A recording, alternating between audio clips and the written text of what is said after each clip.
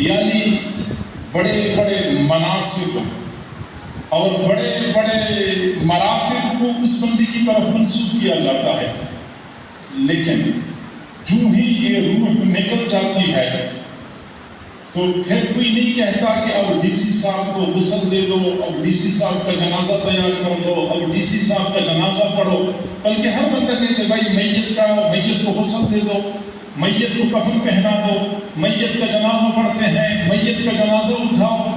گویا کہ وہ جتنے مناصب تھے، جو شرف اور اعزازات اس کو حاصل تھے، وہ سارے کے سارے کل عدم ہو گئے ہیں۔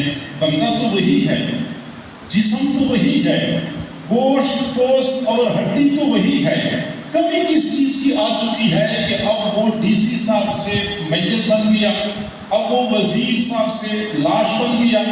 جی ہاں، اس کے اندر سے روح نکل گئی ہے، گویا کہ اس کا سارا شرف اور اعزاز روح کی وجہ سے تھا۔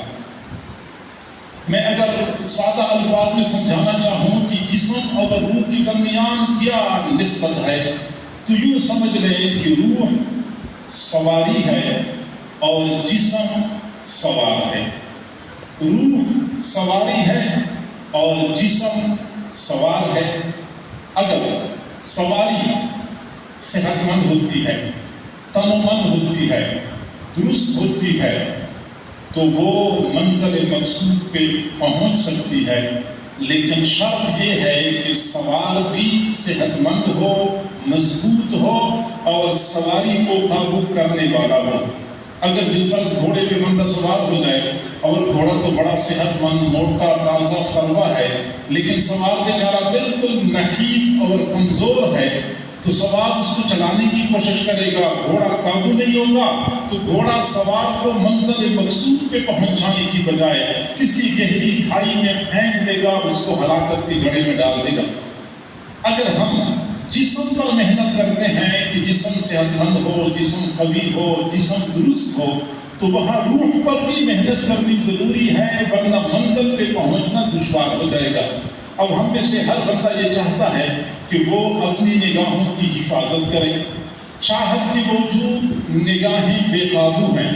وجہ کیا ہے کہ اندر کی روح چاہتی ہے کہ آنکھ کنٹرول میں آ جائے، لیکن روح بیچاری کمزور ہے، وہ آنکھ کو چاہت کے باوجود کنٹرول نہیں کر سکتی۔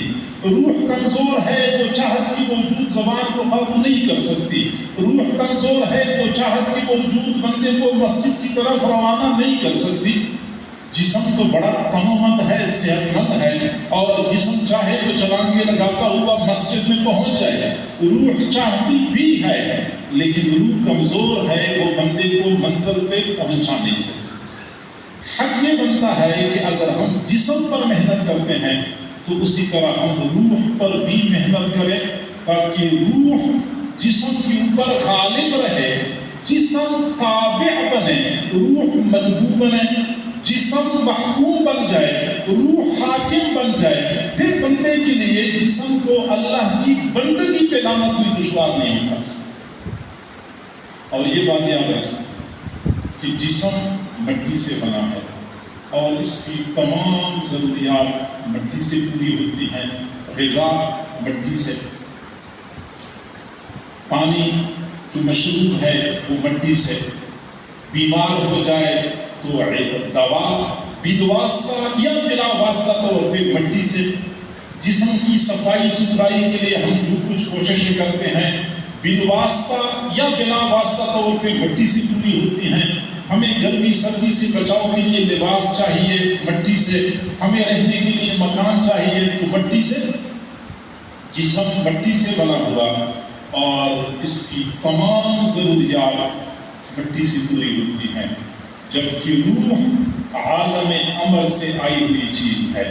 روح بیمار ہو جاتی ہے تو دوا عالم امر سے، روح کمزور ہو جاتی ہے تو صحت بخش غذا یہ عالم امر سے، جسم روح میلی ہو جاتی ہے تو صفائی ستھرائی کے لیے انتظام عالم امر سے۔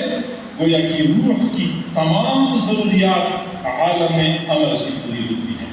تصوف اور سلوک کے سلسلے میں باقاعدہ مشائخ صوفیاء روح پر محنت کرتے ہیں کہ روح ٹھیک ہو جائے، روح صحت مند رہے۔ اب اس پر محنت کس طرح کی جاتی ہے؟